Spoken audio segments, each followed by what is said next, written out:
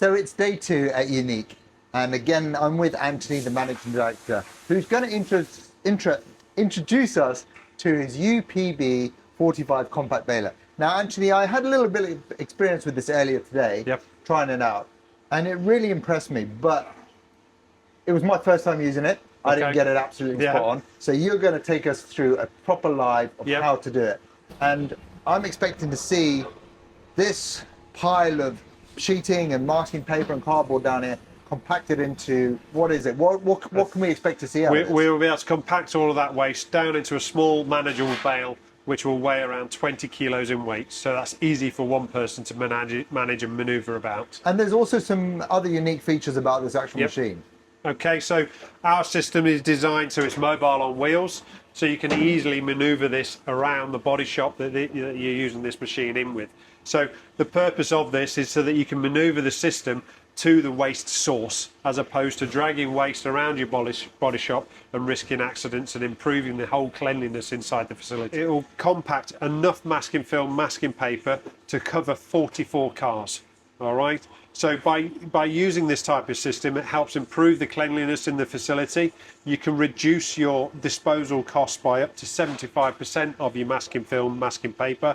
With the compaction, it will reduce it down to that 75% of its original volume, which is saving you all that space in the skip. And it's about a 20 kilo bale that you're going to get out of it. So easily manageable. Very manageable, because that way body shops and everything don't have any lifting equipment to lift heavy bales around the facility that may weigh 40, 50, 60, 80 kilos or more. So we produce it enough so that one person can easily manage that bale. And cost savings? As I say, cost savings.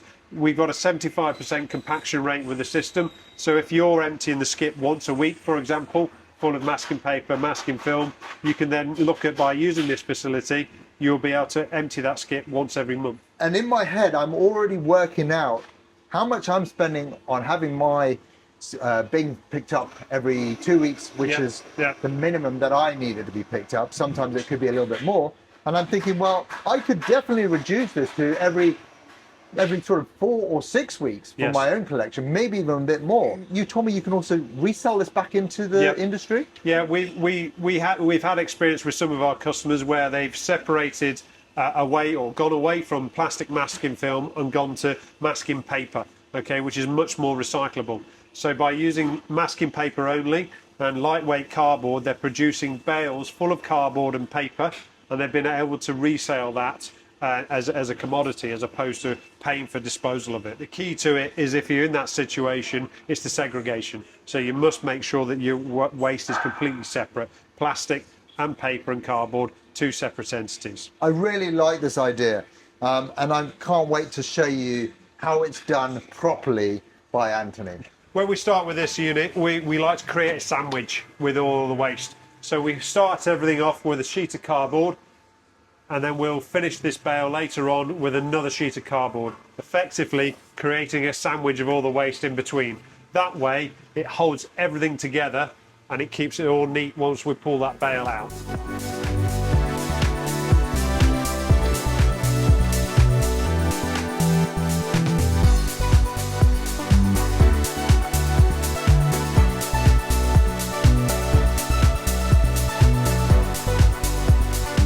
How do we know we've put enough in there and we shouldn't go over it? Okay, as a general rule of thumb, we look that when we compact the rubbish, we look for the ram or the ram crushing plate to reach the bottom of the chute here.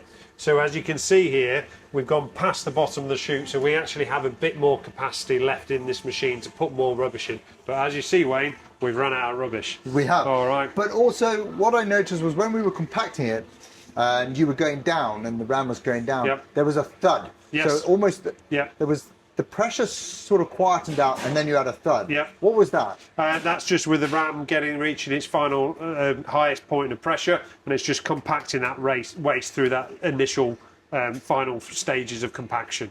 Okay, so you'll get, as it moves down and compacts everything together, there'll be an initial jolt of everything being pushed and squashed together. And there's also some teeth in here I can see on these 2 plates that run, well, you've got 2 on each side. Yeah, so So there's teeth on the door side of this machine and also teeth on the back side of the machine. The reason for those is to grip hold of that waste as we're compacting it, so that every time we return the ram back up, the waste is held downward by the teeth. So what do we do now? Okay, so what we're going to do now is we're going to return the ram up to the top. So if you recall, what we talked about was creating a sandwich. Yeah. So behind the unit, I've got a couple of pieces of cardboard saved over. Can I just stop you there? I've literally just put Yep. my hand into that machine. Yep. Now, health and safety, we're working with a ram that's going to be in a Yep. lot of pressure. Is that dangerous for me to do that? Not because while the we've chute's also been open. sticking our hands in Yep. there when we're doing it. It's perfectly safe to do it while the chute's open. If you look, I've pushed the lever.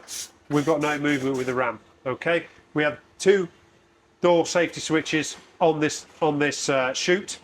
So basically, by having this lid open, that prevents the machine from being operated. We're going to finish the bale off with another piece of cardboard, this creating the top part of our sandwich. That makes so much sense. Okay, so in order to be able to tie all the string off, we've got that at the back of the machine now. Yeah. So what we have to do is pull some string through, and we're going to feed it.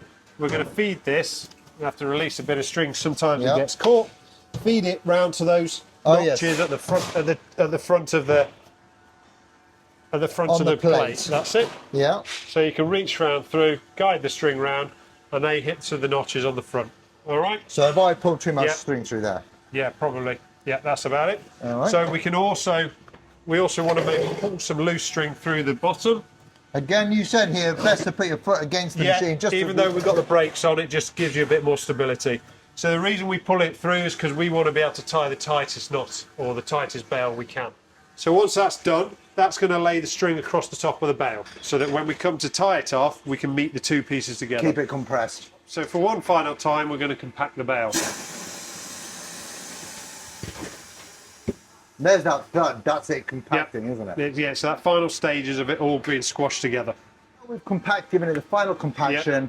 We've got the string where we want to do it. We've got the cardboard on the top and the bottom to create that sandwich. Yep. What do we do? Next thing, we're going to open this door while it's all compacted and tie the bale off.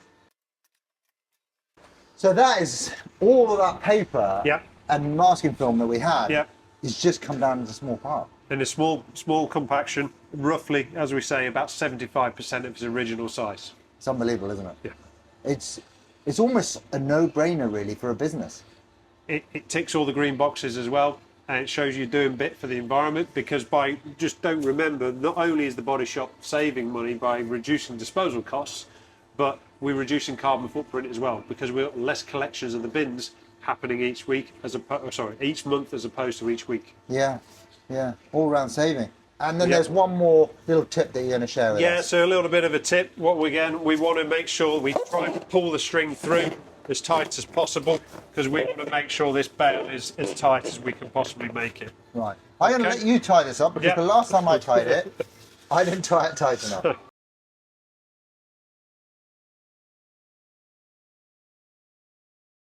So Anthony, you've tied it all up, we've compressed all that paper in there, you've created your sandwich with a good piece of card on the Yep. top, good piece of card on the bottom. If I press this valve, it'll release the It'll do ram the up, bale release, yeah. and so now we've got out. But there's a trick Yep. to getting this out. Yes, there is, yeah. You can't just pull it straight out. No, you can't just pull from the front, okay? So we have to release it a little bit more so that we can get the ram out of the way. Bearing in mind there's very little pressure in this at the moment, it's just movement. So now we're in a position where we can access the whole bale. Yeah. Because we talked about the teeth earlier, gripping the waist and everything, if we try and pull from the front, we're going to struggle to get the bale out. So the easiest way to release your bale is foot on the side here, one arm at the back, and roll the bale out. Roll it out. And that is it. That is all of that paper into a small bale. It's easily manageable with one person, very light, and it's very easy to pick And up and you maneuver. can actually see here how the cardboard on the top and the bottom with the string has helped to keep it all together. Yeah, exactly. So it's just a sandwich of rubbish. Excellent. Thank you very much. All right, thanks, Wayne.